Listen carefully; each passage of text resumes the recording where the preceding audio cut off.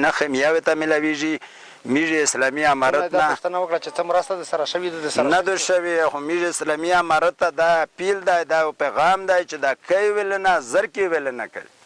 و د مو خپله چې کومه دو سروې ته روغلل سروې وکړې کرینه یې وکتل هغه ورځې نه دا سروې لګیا دي میږي په انتظار کې کړي او میش ته رسه کېږي نه او انشاءالله زموږ آیات په مکمله توګه روان دی چې د هر چا ته خپل حق ورسیږي امارت موږ سره بار دا مرسته کړې ده آیاتان راځي امارت مشرون راځي دا د خلک آیاتي کوي او مکمله توګه موږ سره مرسته روانه ده. زه د پکتیکا ولایت زه د حوادثو رئیس مولوي صمد الله منصور خبره کوم او د دغه کومه کمیټه چې لس کسیزه ټاکلې ده په دغه کې د زراعت او د انکشاف او دغه د کلوردو یو معاون او څو نور نفر د مهاجرینو رئیس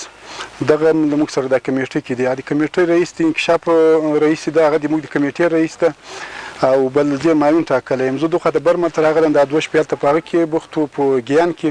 دا پرون دلته راغلی یم د پرون هسې موږ کېناستو نو تر ماخستنه پورې توزیع هم کوو سروې هم کوو د شهید کورنۍ ته 1,00,000 افغانۍ ورکوو د زخمي کورنۍ کې 50,000 افغانۍ ورکوو.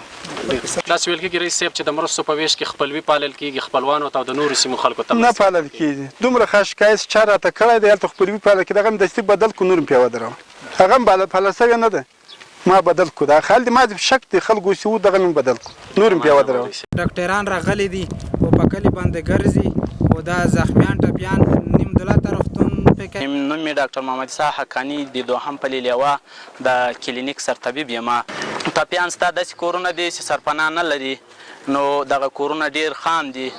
پرون هم یوه پیښه رامنځته شوې چې پرون هم موږ ته 15 زخمیان راغلي دي نن هم 50 نفر راغلي وو چې په هغوی کې 2 وخیم زخمیان هم د هوایي لارې نن هم انتقال کړي دي. سوشل